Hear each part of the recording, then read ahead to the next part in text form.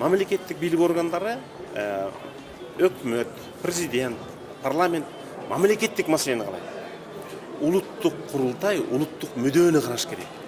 Мисалы үчүн бизде улуттук азчылыктын маселесин караган ассамблея бар да. А кыргыз улутунун маселеси каякта каралат? Мен ошону күттүм эле да.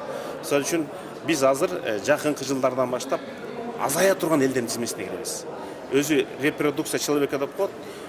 Бир үй бүлөдө 2ден ашык бала азайып болуп барса, улут азайып баштайт. Биз азыр Орто Азиядагы эң саны аз улутпуз.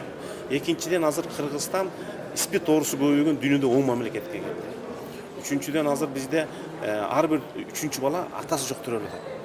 Төртүнчүдөн Россияда азыр жаңы төрөлгөн балдар 250 миң, 300 миң болуп калды. Алар кыргыз тилин билбейт.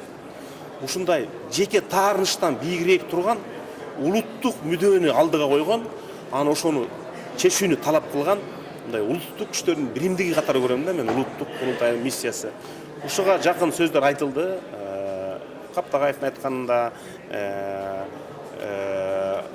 Бекназаровдун докладында мен ойлойм ушундагы негизги маселелерди биз жогорку кеңеште алып чыгып, биз бул курултайдын чечимдерине жооп беришибиз керек. Бул бүгүнкү парламенттин, бүгүнкү өкмөттүн, бүгүнкү президенттин вазифасы.